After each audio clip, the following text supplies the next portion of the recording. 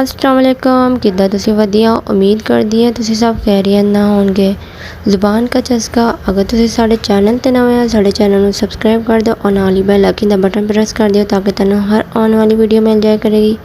अज दी recipe बहुत ही ज़्यादा मज़ेदार बनने वाली है। अज असीं बना रहे हैं कीमा करेले। बहुत ही मज़ेदार और बहुत ही चस्केदार रेसिपी है।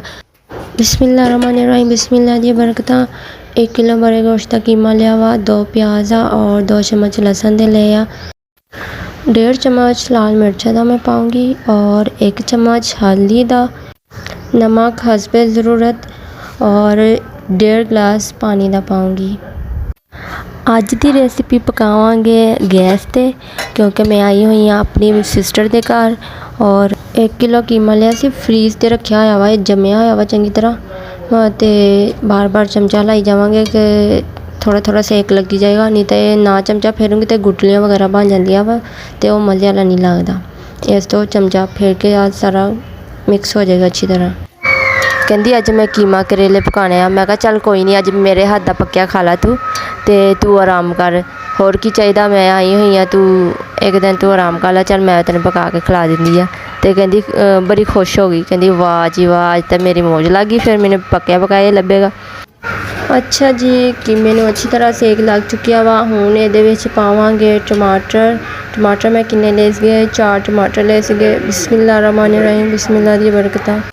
मैं सोचिया मैं कि आपां करा चुल्हे ते अग बालनी पैनी आपां नूं है, चल भी पका लेंदे आ, नाले थोड़ा बहुत ओहदी हेल्प भी हो जाएगी, मैं तुहाडे नाल शेयर भी कर दूँगी। गैस ते पकानी है, गैस ते पकांदे मिंटां दा कम्म आ, चुल्हे दा तां चल धुनी वगैरह हो जाती है, बहुत ही औखा बालन गिला कोई किद्दां 100 मसले हो जाते हैं। चल फिर पका लेंदे आ। अच्छा मैं 10 मिनट वास्ते ढक दिंदी आ। अच्छा 1 किलो करेले ले सी मैं नमक लगा के रख दिता होया सी। हुण मैं इन्हां नूं धो लवांगी।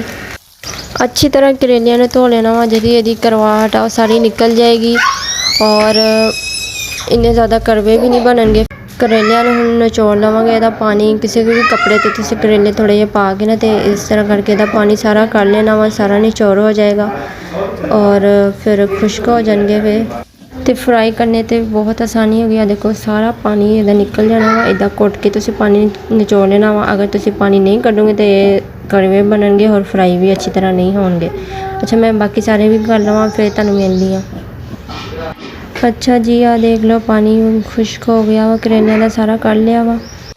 अच्छा जी हुण देख लीए कीमे दा की हाल चाल है। कीमे दा पानी भी खुश्क हो गया वा, बहुत ही ज़बरदस्त खुशबू आ रही है। बहुत ही मज़ेदार कीमा करेले बनने वाले आ। रेसिपी ने पूरा देखिए, कोई भी पार्ट मिस नहीं करना।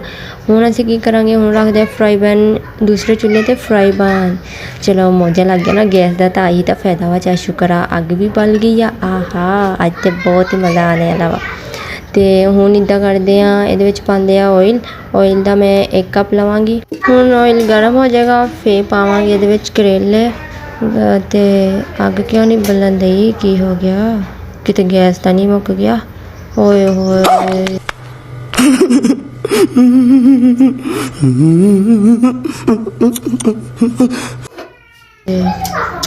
मेरी कोई खुशी दी इंतहा ही नहीं रही।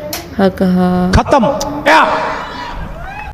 ले दस इन्नी खुश मैं अज मैं गैस ते हांडी पकान लगी हाँ। चल बई बाजी कोई हाल नहीं तेरा, जे मैं अज सोची तो मैं तेरी हेल्प कर देवां है। ले दस कीमा भी उत्थे दा उत्थे, शुक्र है इहदा पानी खुश्क हो गया वा। हुण की करांगे। ये सब क्या देखना पड़ रहा है, अच्छा है मैं अंधा हूँ। आ गए हुण चुल्हियां ते असीं पावा ऑयल इत्थे सारा। साडे वर्गियां ने की करने गैस ते काम, जिथे दी खोती उत्थे आन खलोती।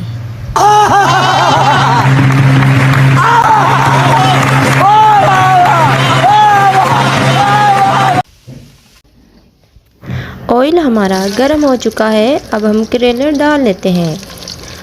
असी चुल्हियां ते सोने लादे काम करते हैं, सानू कितों गैस वाले कामां तो माफक आ।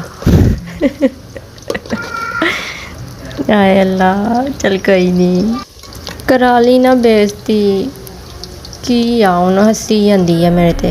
मजा आया। करेलियां नूं अच्छी तरह फ्राई कर लेना वा, थोड़ी देर और फ्राई करांगे इनू ते जिद्दां इहदा थोड़ा कलर चेंज हो जाएगा फिर मैं तुहानूं दिखांदी है। ਅੱਛਾ ਜੀ, ਆ ਦੇਖ ਲਓ ਕਰੇਲੇ ਇਦਾਂ ਦੇ ਫਰਾਈ ਕਰਨੇ ਆ। ਹੁਣ ਮੈਂ ਇਹਨਾਂ ਨੂੰ ਕੱਢ ਲਵਾਂਗੀ। ਦੇਖ ਲਓ ਬਹੁਤ ਅੱਛਾ ਕਲਰ ਆ ਗਿਆ ਵਾ ਕਰੇਲਿਆਂ ਦਾ। ਤੇ ਅਗਰ ਤੁਸੀਂ ਥੋੜੇ ਫਰਾਈ ਕਰਨਗੇ ਤੇ ਫਿਰ ਇਹਦੇ ਵਿੱਚ ਪਾਣੀ ਜਿਹਾ ਹੋਊਗਾ, ਫਿਰ ਉਹ ਮਜ਼ਾ ਨਹੀਂ ਆਏਗਾ ਖਾਣੇ ਤੇ ਇਦਾਂ ਫਰਾਈ ਅੱਛੀ ਤਰ੍ਹਾਂ ਕਰ ਲੈਣੇ ਆ। ਕੀਮੇ ਦੇ ਵਿੱਚ ਅੱਛੀ ਤਰ੍ਹਾਂ ਇਹ ਭੁੰਨ ਹੋ ਜਾਣੇ ਆ ਬਹੁਤ ਹੀ।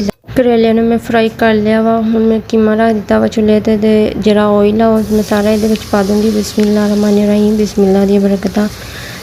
बहुत ही मज़ेदार खुशबू आ रही है, बहुत ही ज़बरदस्त। हुण कीमे दी अच्छी तरह भुनाई कर लेनी है चंगी तरह। 1 चम्मच अदरक दा पावांगे और कीमे नू 5-10 मिनट भुन लवांगे अच्छी तरह। कीमे दा पानी खुश कर लवांगे और बहुत ही अच्छी मज़ेदार खुशबू आंदी है।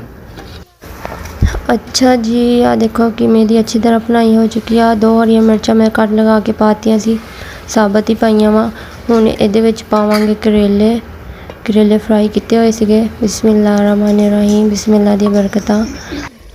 अच्छा तुसीं इदां करो, अगर मेरे चैनल नूं सबसक्राइब नहीं किया तो जल्दी ना जाके मेरे चैनल नूं सबसक्राइब कर दो और नाल ही बैल आइकन दा बटन प्रेस कर दिया ताकि तुहानूं हर आने वाली वीडियो मिल सके। कीमा करेले बहुत ही मज़ेदार आ, बहुत ही चस्केदार रेसिपी आ। उम्मीद करदी आ तुहानूं ज़रूर पसंद आएगी। हुण इहदे विच पावांगे हरियां मिर्चां मैं चॉप करके रखियां होईयां सी, बरीक बरीक कट लियां सी। कीमा करेले बहुत ही ज़बरदस्त आ और हरियां मिर्चां इस तो मैं आखिर ते पाईयां कच्चियां बहुत ही ज़बरदस्त लगदियां वा। 5 मिनट वास्ते इनू ढक देवांगे, हल्की हल्की अग कर देवांगे। अच्छी तरह करेले भी गल जाएंगे, नरम हो जाएंगे, बहुत ही ज़बरदस्त लगेंगे। बहुत अच्छी खुशबू आ रही है माशाल्लाह माशाल्लाह, बहुत ही मज़ेदार कीमा करेले आ।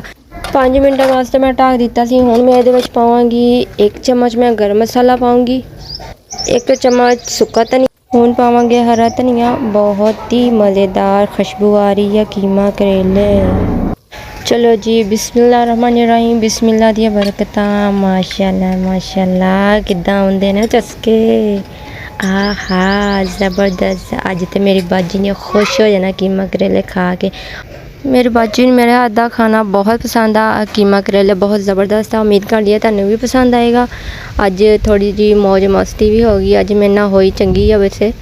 अच्छा जी, मेरे चैनल को सबसक्राइब नहीं किया तो जल्दी ना जाके मेरे चैनल को सबसक्राइब कर दो, नाल ही बेल आइकन दा बटन प्रेस कर दियो ताकि तुहानूं हर आने वाली वीडियो मिल जाया करेगी। वीडियो अच्छी लगी तो लाइक कर दियो, कमेंट कर दियो, अपने प्यारिਆਂ ते शेयर भी कर दिया करो। अपना बहुत सारा ख्याल रखियो। असीं फिर मिलांगे नवे चस्के दे नाल, नवी रेसिपी दे नाल। ओके, अल्लाह हाफिज़।